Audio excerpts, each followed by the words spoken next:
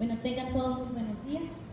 Antes que nada, pues agradecer al comité organizador por la invitación para la participación en este congreso. Vamos a hablar, como dijo la doctora Saade, del abordaje del niño con edema. Lo que nosotros tenemos que pensar a la hora de evaluar un niño que nos llega hinchado a nuestra consulta. Lo que nosotros vamos a pensar y lo que nosotros vamos a hacer. Edema, este es un término que etimológicamente viene del griego oidema, que significa tumor hinchazón. Este término se acuñó hace muchos años, quizás siglos, incluso se describió en una de las obras clásicas de la mitología griega que todos conocemos, lo que es Edipo Rey.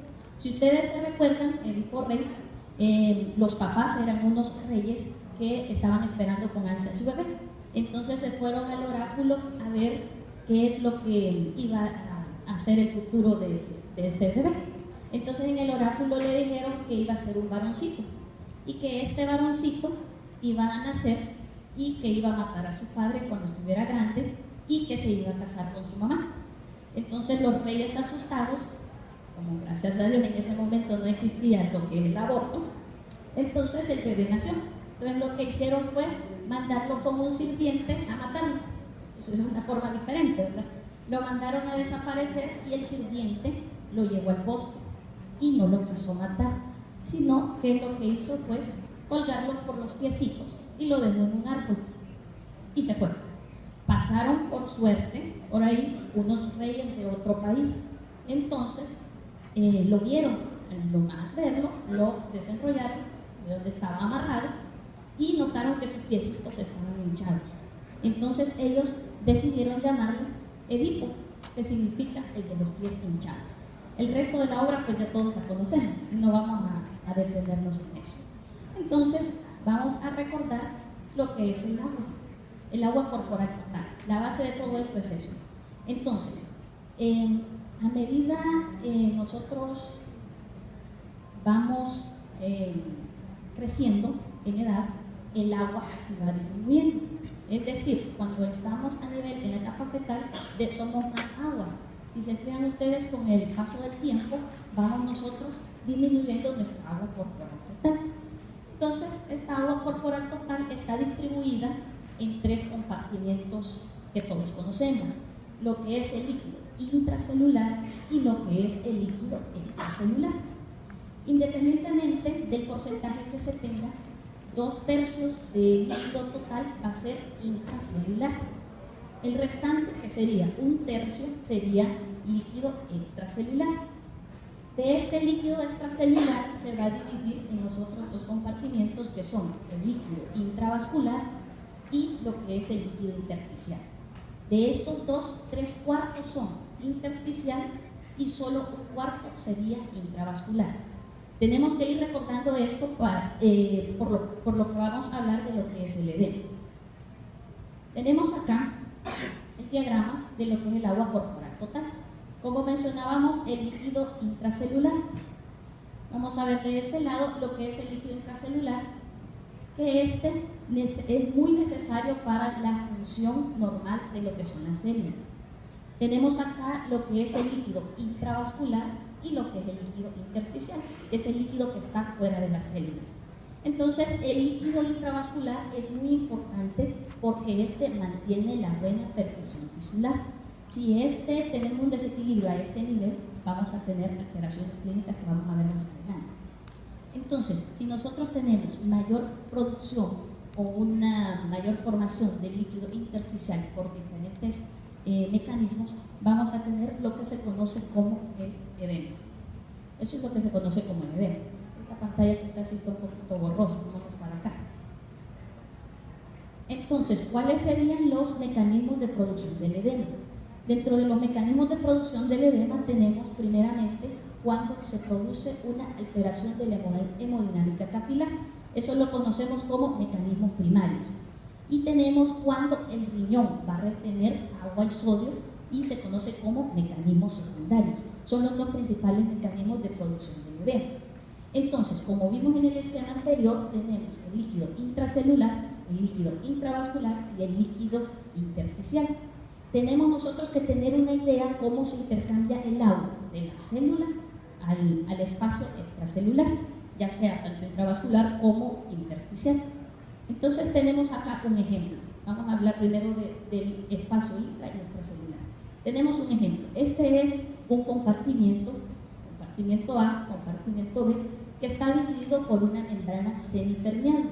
Es decir, por esta membrana puede atravesar el agua de forma normal, pero no todos los solutos. Entonces acá se le agrega agua y agua a cada compartimiento. Recordemos que va la membrana en medio, que es la que la divide. Entonces venimos nosotros y al compartimiento A le agregamos un soluto, que es la glucosa. La glucosa no es permeable por esta membrana porque es un soluto. Entonces, lo que va a suceder acá cuando nosotros agregamos mayor soluto del compartimiento A, entonces del compartimiento B habría un paso de agua, o sea que el agua se nos va a pasar de menor a mayor concentración porque el agua es permeable a través de la membrana. Piense que este ejemplo me gusta mucho a mí porque no todas las sustancias se pueden dializar y se basa en esto. Por ejemplo, nosotros dializamos a un paciente, no nos va a hacer hipoglicemia porque la glucosa no va a atravesar la membrana del dializado. Entonces aquí se representa bien esto. Entonces cuando está pasando el agua del compartimiento B al A, nosotros vamos a tener paso por ósmosis de una menor concentración a una mayor concentración. Y ahí entonces va a generarse más líquido a nivel de lo que es el compartimiento A y se nos va a aumentar la presión hidrostática. Estas presiones son bien importantes para que las entendamos porque más adelante vamos a ver esto ya en forma en vivo. Entonces la presión hidrostática es la presión que se ejerce cuando tenemos un líquido en un recipiente. Entonces, si nosotros aumentamos más el volumen, se va a generar mayor presión hidrostática. Entonces, si aumenta la presión hidrostática, esta lo que va a hacer es tratar de impulsar el agua del recipiente al lugar donde esté libre de solutos y lo va a empujar a esta columna. Entonces, va a venir la presión osmótica a tratar que esta agua no se salga. Entonces, no nos va a generar un estado de equilibrio, una condición de equilibrio. Veamos el otro ejemplo. Tenemos en el compartimiento A agua y en el compartimiento B agua, al igual que el anterior, pero en esta vamos a agregar un soluto diferente, que es la urea. La urea sí es permeable a través de esta membrana. Entonces lo que va a suceder es que vamos a tener paso libre de urea en los dos compartimientos y se va a generar una situación de equilibrio. Entonces, como tenemos los dos compartimentos que puede pasar urea libremente entre uno y otro, los dos se van a dividir. Entonces vamos a tener una situación de equilibrio y no se va a aumentar la presión hidrostática ni va a ser necesario que aumente la presión osmótica. Veamos en vivo. Vale, aquí tenemos nosotros lo que es el líquido intracelular y lo que es el líquido extracelular, lo que es el intersticio y el plasma. Aquí nosotros tenemos que la presión osmótica está regida por los principales solutos. Los del líquido intracelular es el potasio y los del líquido extracelular es el sodio. Al potasio, el líquido intracelular, también le ayuda al magnesio para mantener esa osmolaridad. Entonces, ambas sustancias, sodio y potasio, son permeables a través de la membrana, pero estas no fluyen libremente porque tiene que haber un cotransportador, el famoso cotransportador sodio-potasio ATPasa, que realiza los intercambios necesarios para mantener este equilibrio. Pero en algunas situaciones, como por ejemplo queremos agregar queremos agregar más sal a la dieta, por ejemplo pedimos una pizza full extra y le agregamos, aparte de eso, del queso que tenemos en la mesa, entonces estamos agregando concentraciones más de sodio al líquido extracelular, porque es a través de la dieta. Entonces, ¿qué es lo que va a suceder? tenemos aquí una osmolaridad plasmática aumentada y por aumento del sodio plasmático. Entonces, ¿qué es lo que va a suceder acá? Va a pasar agua del espacio intracelular al extracelular, como explicábamos en el primer ejemplo, para tratar de diluir o compensar este exceso de sodio que nosotros tenemos acá. Se va a aumentar el volumen extracelular y al medir nosotros el sodio vamos a tener unos niveles de sodio urinarios bajos. Veamos el siguiente ejemplo. Hagamos lo contrario, no vamos a agregar soluto, sino lo que agregaríamos es exceso de agua. Puede ser la dieta o pueden ser patologías, la clásica, pues la enfermedad renal crónica, que esta nos genera estados hipervolémicos en donde se agregaría aquí agua. Entonces tenemos el área extracelular que está diluida. ¿Cómo estaría entonces aquí lo que es la osmolaridad plasmática? Esta va a estar disminuida porque tenemos más agua que soluto. ¿Cómo estaría el volumen intracelular? Va a haber un paso libre de agua tanto del intracelular al extracelular y del extracelular al intracelular. El sodio plasmático se va a disminuir porque tenemos más agua que sodio. Aquí está también lo que les mencionaba, que el volumen extracelular va a aumentar porque va a haber un paso libre de agua en ambos lados. Y el sodio urinario, ¿cómo estaría? Siempre les digo yo, cuando tenemos hiponatremias que no nos corrigen, midamos el sodio urinario. Si el sodio urinario nos sale a nosotros que está elevado, es porque el riñón está tratando de compensar el exceso de agua. Entonces no tenemos que seguir poniendo sodio, que es lo que tendríamos que hacer acá, restricción hídrica. Entonces, si nosotros restringimos al niño, vamos a poder corregir esta hiponatremia, que sería en este caso dilucional. Ahora, vámonos con los otros dos compartimientos. ¿Cómo se va a intercambiar agua entre el espacio intravascular y el intersticial? Este es bien importante esto. Frank Starling era un médico que él investigó mucho lo de las presiones, mencionaba de que había una relación entre la presión hidrostática y oncótica, que son las que se conocen como fuerzas de Starling, y el papel de estas presiones a la hora de regular el pasaje de líquido entre el compartimento vascular y el intersticial. Entonces propuso esta fórmula, a la que le llamó ley de Starling.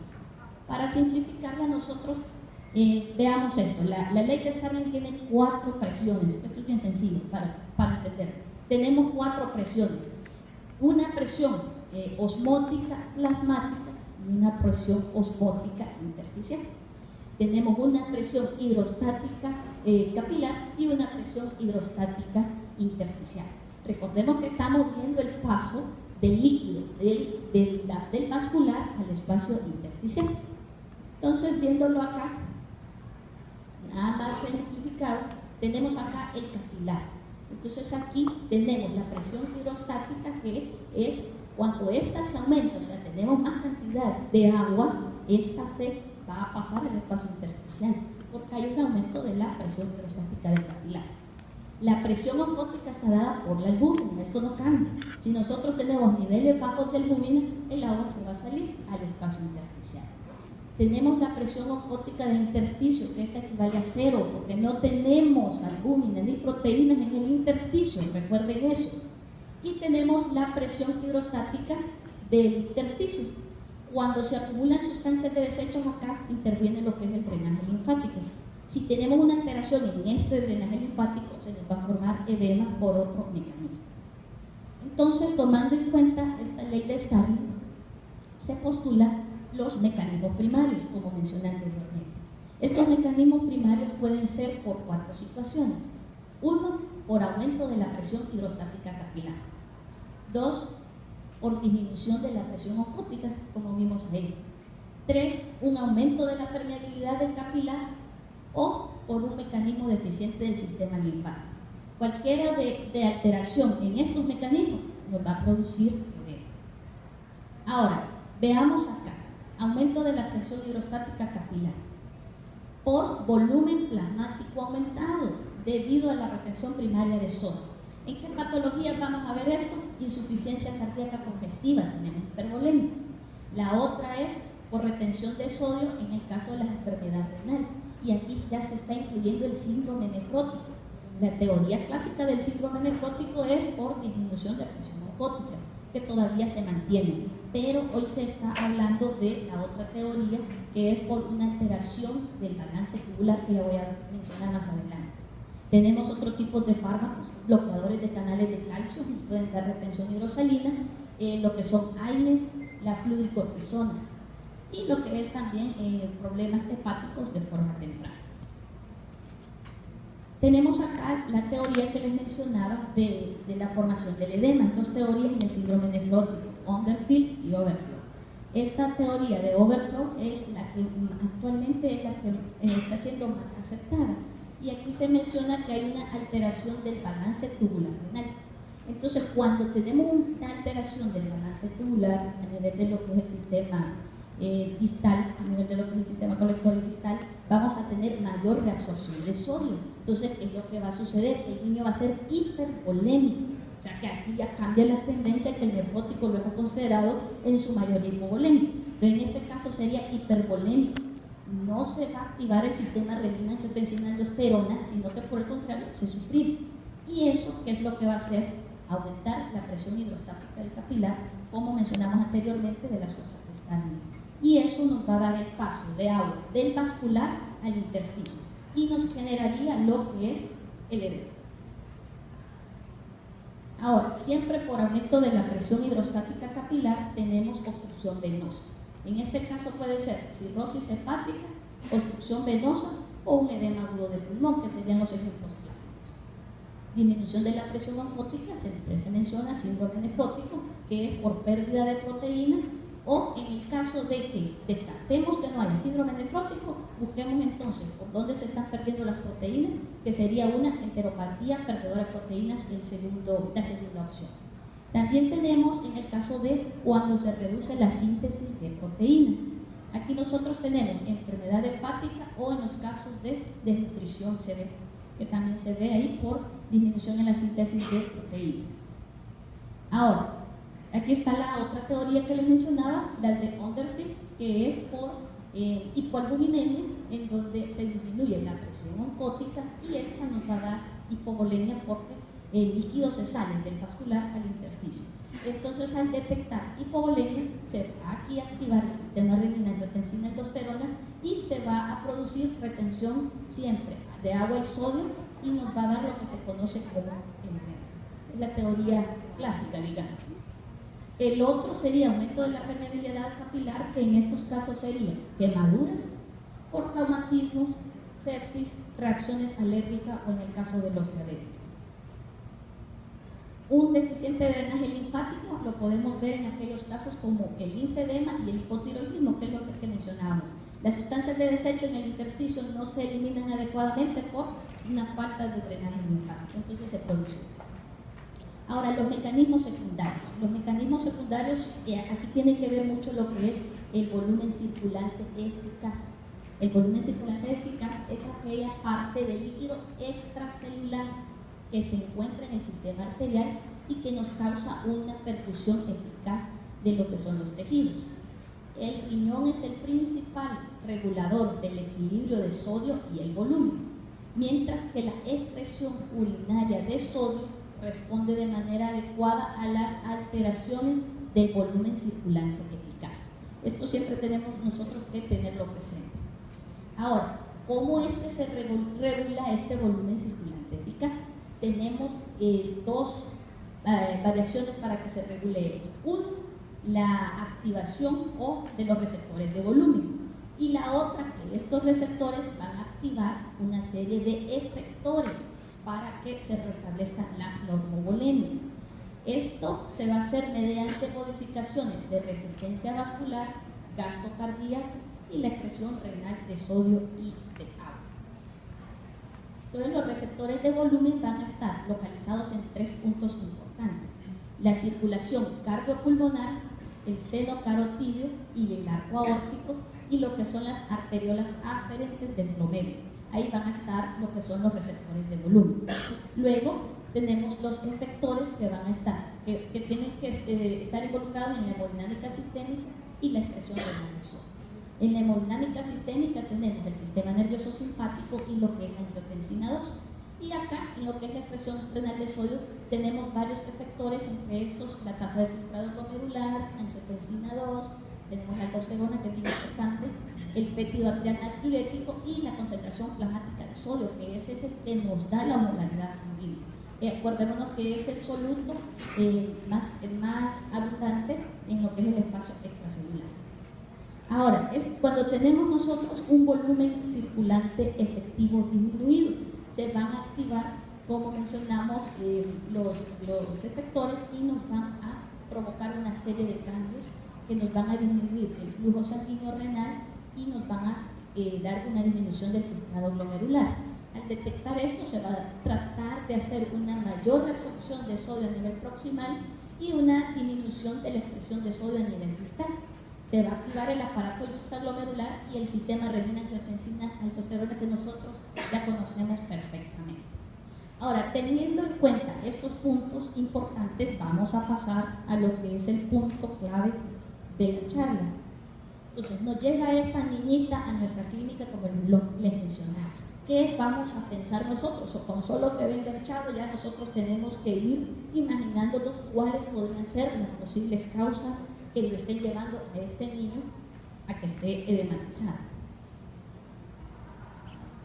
William Osler, un médico canadiense considerado como el padre de la medicina moderna, decía: escucha a tu paciente, él te está dando su diagnóstico.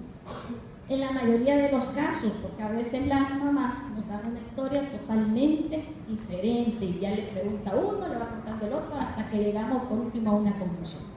Pero en la mayoría de los casos, la historia clínica que nos proporciona el que cuida al niño es el que nos va a orientar el diagnóstico. Tenemos entonces 5 pasos que vamos a recordar, 5 pasos básicos que vamos a recordar a la hora de evaluar a nuestro paciente. Número 1, nuestra historia clínica, no la podemos dejar atrás. La historia clínica, el consulta por la presente enfermedad. Con solo cambiar consulta por está echado, ya vamos nosotros pensando qué podría ser. En la presente enfermedad yo le pregunto qué es lo que ha tenido. El niño ha estado orinando, ha orinado menos, ha orinado con sangre, cuántas veces ha ido al baño, la localización del edema, a dónde que se le echó, de los ojos, de las manos, de los pies, si le ha ido bajando el edema en el transcurso del día. Los factores, lo picó alguna abeja. No vamos a pensar nosotros, si tiene una picadura de una abeja, por ejemplo, y tiene las ronchas características de la urticaria, no voy a pensar en un paciente con cirrosis, sino que todo nos va indicando lo que es la lógica. Luego tenemos lo que es el examen físico. De este examen físico, presión arterial. Nosotros como pediatras no siempre tenemos la costumbre de tomar presión arterial y para nosotros es bien difícil porque el niño con solo vernos llora en muchas ocasiones. Entonces, si nosotros tenemos un paciente y está llorando y forcejeando, nosotros le tomamos la presión así, va a salir alterada, eso con seguridad. Entonces, cuando tenemos niños así, es mejor tomar presión arterial dormido. Es mandatorio tomar la presión arterial a partir de los 3 años. Siempre que nos lleven nuestros pacientes a la clínica, por lo menos tenemos que tener un monitoreo de presión arterial a partir de los 3 años. Si ustedes lo hacen antes, mucho mejor. El papá siempre le va a decir: a mí nunca me han tomado presión arterial. Entonces recuerden eso, la presión arterial es muy importante. Entonces vamos a evaluar también lo que es, en cuanto a lo de la presión arterial. Vamos a ver aquí, primero lo que es el manguito. Tenemos que tener un manguito adecuado. Si tenemos un manguito muy grande, nos va a dar presiones bajas. Si es un manguito muy pequeño, nos va a dar presiones altas. Es lo primerito que tenemos que ver, el manguito. Luego tenemos lo de las curvas, que ustedes ya lo conocen. Tenemos que percentilar a nuestros niños en cuanto a la talla. Tenemos las curvas de niñas. Vamos a buscar las tablas, que esta es la presión para niños. Aquí tenemos lo que son las percentiles de talla, aquí tenemos las percentiles de edad. Este es niño, tenemos aquí las de niñas, y si ustedes se fijan acá tenemos 50, 90, 95, 99. Esos números tienen un significado, no es que aparezcan así por aparecer. Eso significa que nosotros cuando ya lo percentilamos y decimos la percentil 50, la 90, la 95 y la 99, esa es la primera evaluación que nosotros tenemos que tener. Entonces, según el cuarto reporte para el diagnóstico, evaluación y tratamiento de hipertensión arterial en niños y adolescentes, clasifica la hipertensión arterial en normal si se encuentra abajo de la percentil 90. Con un 50 ya sabemos que anda bien. Si es prehipertensión sería entre la percentil 90 y menor a la 95. Si es un estadio 1, yo digo, arriba de la 95 más 5 milímetros de mercurio arriba. Y si es estadio 2, arriba de la percentil 99 más 5 milímetros de mercurio arriba. Así de sencillo, no nos compliquemos. Entonces, una vez yo lo clasifico, paso al siguiente examen físico, lo que es evaluar signos y síntomas. Si está pálido, si está cansado, yo ya voy pensando si puede estar reteniendo agua a nivel pulmonar, si tiene una ingurgitación yugular, ¿no? Ya tenemos entonces aquí hipervolemia. Si tenemos soplo o ritmo de galope, ya voy pensando en que pueden haber cardiopatías asociadas. Si tenemos hepatomegalia, esplenomegalia, yo ya voy pensando en que puede haber compromiso hepático. Si está amarillo, si tenemos ascitis o si hay presencia de hematuria, pues ya voy clasificándolo y en que puede haber una probabilidad renal. Ahora, el paso, ya tenemos nuestra historia clínica bien estructurada, tenemos nuestro examen físico bien hecho, con presión arterial y todas las constantes, y pasamos al segundo paso, que aquí sería clasificar el edema. Si yo veo que el niño tiene edema en párpados, bien localizado ahí, y lo dejamos. Entonces voy pensando yo que puede haber linfedemas, angioedemas, pueden haber linfomas localizados, o iatrogénico en el caso de cirugías. O también radioterapia, cuando se le da radioterapia.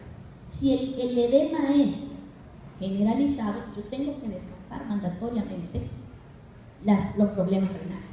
No todo edema es de causa renal, pero a todo edema se le debe descartar causa renal. Recuerden si ustedes ven de eso. Entonces lo primero que tenemos que evaluar es el problema renal, si proviene de corazón, si tenemos problemas hepáticos, que son los tres principales, y de ahí tendríamos otros asociados de nutrición, diarrea, quemaduras, según la historia clínica que el paciente nos dé. Número 3, ¿qué exámenes de laboratorio y gabinete voy a mandar? No voy a mandarle todo, voy a mandar para hígado, voy a mandar de todo lo que caiga. No, vamos a ir orientando nuestros estudios.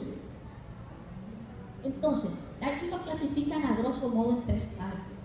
Lo que es el examen general de orina. Ese es sumamente importante. Me llega un niño hinchado, independientemente, hay que ver el examen de orina. Y ustedes ya, yo le hice el examen de orina y no tenían nada. Entonces, recuérdense que el examen de orina nos proporciona una información importantísima, siempre y cuando sea procesado de forma adecuada. Porque muchas veces tenemos el problema en los laboratorios, proteínas negativas y el niño nefrótico. Eso no puede ser. Entonces tenemos que tomar en cuenta la fuente del que nos esté reportando este examen. Entonces, si yo veo que tiene proteinuria y hematuria, mandatoriamente mando todas mis pruebas de función renal orientadas a un problema renal. Tomamos una de tórax, que es otra que no tiene que faltarnos, para ver cardiomegalia, si existe derrames pleurales o congestión pulmonar. Yo ahí evalúo la sileta cardíaca, se ve bien, no tiene soplo, pues no, esto no va para cardio, pero yo ya hice mi evaluación del sistema cardiovascular. Y lo que son las pruebas de función hepática se lo amerita para descartar una lesión hepática. Con que mandemos transaminasas, si lo vemos amarillo ya mandamos las bilirrubinas. Entonces, número 4, yo ya tengo mi diagnóstico. Entonces, con mi diagnóstico ya presente, ya voy a poder dar tratamiento. No podemos estar poniendo diuréticos solo porque está hinchado. No todos los hinchados necesitan diuréticos, hay que tener presente eso. Tenemos que tener nuestra sospecha diagnóstica para justificar nuestro tratamiento. Entonces, los principios generales son 4. 1, establecer tratamiento adecuado para la enfermedad primaria de fondo. Si yo digo que este niño es cardiópata, el cardiólogo va a hacerle su estudio y va a ver si necesita diurético, va a ver si necesita IECA, y lo va a determinar. Si es nefrótico, pues vamos a ver si necesita su esteroide. Entonces ahí se le va a poner. Número 2, vamos a evaluar la ingesta de sal y agua. Recuerden que no a todo hinchado se restringe. A los nefróticos en general no los restringimos, los que estén a la sal. En cuanto a la restricción de sal, generalmente la hacemos para evitar mayor acumulación de agua en el espacio intersticial. Tenemos la movilización del edema. Esto se refiere a la posición que podemos poner al niño para que mejore el edema. Por ejemplo, en el nefrótico, cuando tenemos nosotros escroto agudo, hay mucho líquido a nivel escrotal, lo que hacemos es utilizar una posición de Trendelenburg para que esa agua salga por el clima. Entonces ahí es un tipo de movilización del edema. Y tenemos lo que son las indicaciones para el uso de diurético. Que las indicaciones para el uso de diurético, esas son precisas dependiendo del tipo de enfermedad. Podemos utilizar furosemida, podemos utilizar tiazidas y podemos utilizar ahorradores de potasio como la espironolactona. Recordemos, cuando nos llega el niño hinchado, no hay problema, aunque se tenga mucha experiencia, porque recuerde que al que tiene mucha experiencia también no le va muy bien en ciertas ocasiones. Vale, entonces vamos a poner así rápidamente, por el tiempo, un ejemplo para ver si podemos llevar a cabo estos pasos que mencionamos. Este es un niñito que responde a las iniciales EJHL, masculino, que nació en diciembre de 2016, tiene 11 años, es de acá de San Miguel y ingresó el 20 de junio de este año en el Hospital San Juan de Dios de San Miguel. Él consultó porque se hinchó. Entonces la presente enfermedad decía que tenía 5 días, decía la mamá, que tenía edema palpebral y de miembros inferiores. Entonces se fue con un médico particular que indicó un ultrasonido renal. Yo hubiese preferido un general de orina primero antes de un ultrasonido, pero aquí le mandan el ultrasonido y reportan líquido libre en cavidad pélvica y fosa ilíaca derecha, derrame pleural en ambas bases, nódulo hepático, hepatomegalia y esplenomegalia leve. Y le ponen los riñones de morfología y tamaño normal. Y entonces, cuando ven esto, pues lo mandan referido al hospital para manejo adecuado. Con esto, vamos aquí, paso 1 y 2, examen físico. Encontramos una tensión arterial 130-80 brazo derecho y 140-90 brazo izquierdo. Su frecuencia cardíaca y respiratoria, temperatura dentro de rangos normales y tenemos un peso de 56 kilos inicial. La talla era de 1,50 y sus percentiles, si ustedes se fijan, el 50, el 90, el 95 y el 99. Prácticamente lo definiríamos como un estadio 1 de hipertensión arterial. Se observaba edema facial, estaba pálido, 2 de 4 cruces, no estaba cansado. Teníamos edema bipalpebral, fosas nasales, no había aleteo, todo se miraba bien por acá, el cuello estaba simétrico, no había ingurgitación yugular, el tórax, buena expansión costal, no había ruidos adventicios, el abdomen no teníamos borramiento de cicatriz umbilical, ni se palpaba el hígado ni vaso grande. Los genitales externos eran normales, todavía era impúber, pero teníamos un edema grado 2 que dejaba joven. Entonces, el niño neurológicamente pues estaba bien, en lugar de hipertensión. Entonces, la historia clínica está hinchada. El examen físico, a lo positivo, tenemos hipertensión arterial y edema, tanto bipalpebral como de miembros inferiores, catalogado como un edema generalizado. Entonces ya tenemos 2 puntos acá. Luego nos vamos a los exámenes de laboratorio. Su orina inicialmente no era sanguinolenta, tenía un aspecto así, bueno, de hecho esta es de él, ustedes se fijan, mucha espuma. Mi general de orina, ¿qué dice aquí? Le ponen proteínas negativas. ¿Verdad? Bueno, pero tiene hematuria, así que como tiene hematuria, hay que continuar nuestro estudio renal. Entonces, el examen general de orina lastimosamente nos pone negativo, pero yo tengo que cuantificar mis proteínas, que ese es el que manda la cuantificación. Si aquí se equivocaron por tira y no se fijaron, la cuantificación no hay para dónde, esa es la que manda. Entonces, la cuantificación, si ustedes se fijan, 1345 miligramos sobre decilitro, cuando lo normal es menor de 12. Y nos queda una relación albúmino-creatinina de 4.9, cuando lo normal es menor de 0.20. Entonces tenemos edema, hipertensión, hematuria, y se nos agrega algo adicional que no es lo característico del nefrítico. Se nos agrega una proteinuria en rangos nefróticos. Entonces aquí tenemos otra cosa. Ahora vámonos con la química. Miren, 2.2 está en falla, que lo puede dar un nefrítico perfectamente. Función renal de 36%, retención de sodados, tenemos 82 de nitrógeno ureico, una hiponatremia dilucional, un calcio corregido normal y una albúmina de 3. no está tampoco tan disminuida para pensar en un nefrótico puro. Tenemos pruebas de función hepática normales y entonces enviamos la antiestreptolicina O, aunque no había antecedentes de infección, según lo que dice la mamá, reciente, infección de garganta o de piel reciente. Entonces nos sale una antiestreptolicina alta de 400. Tenemos acá el hemograma, una hemoglobina de 8.7 y 11.000 de glóbulos blancos con 74% de neutrófilos y no había alteración de plaquetas. Esta es la radiografía de tórax. Si ustedes se fijan, tiene unos derramitos, unos derrames pleurales aquí de la base, más del lado, acentuado del lado derecho. Entonces, y no se ve congestionado, que es lo característico del síndrome nefrítico. Entonces tenemos, ¿qué es lo que tenemos? Síndrome nefrítico con componente adicional de síndrome nefrótico por la proteinuria. Si este niño hubiese venido orinando sangre, podríamos tener falsos positivos en la proteinuria, pero el general de orina reportaba solo microhematuria y la orina no tenía sangre, porque yo la vi, era una orina amarilla. Entonces tenemos un síndrome nefrítico nefrótico, en este caso. Ahora, ¿qué hicimos con el tratamiento? No estaba congestionado, pero sí estaba hipertenso. Y la base siempre es retención de agua y sal, por lo que mencionábamos anteriormente. Entonces, dieta hiposódica, líquidos restringidos a 600 por metro cuadrado día, llevamos su balance y agregamos furosemida 40 cada 8 horas. Le decidí poner la penicilina benzatínica, 1.2 millones, una dosis, y lo evaluamos posteriormente. 24 horas después todavía estaba hipertenso, entonces decidí agregar un bloqueador de canal de calcio como el nalodipino, una cada 12 horas. Y decidí tomar anantidemia C3 y C4 por la combinación del síndrome nefrótico nefrítico. Entonces, la evolución. Fíjense que a los 8 días de que inició la enfermedad empezó con estematuria microscópica. Entonces aquí uno tiene que ir pensando, puede ser una glomerulonefritis C3. C3 puede ser una nefropatía IgA, entonces lo inmunológico nos tiene que ayudar. Aquí, por supuesto, ya no tome general de orina, ¿para qué? Como para qué si ya tenemos acá. En la química sanguínea, la función renal mejoró, recuperamos de 34, 36 que teníamos de filtrado, llegamos a 75, las toxinas fueron bajando. Si ustedes se fijan, la hiponatremia corrigió sola, solo le sacamos el exceso de agua, aquí no andamos metiendo sodio. Pero les digo, hay que saber cuál es la fisiopatología y entender la fisiología.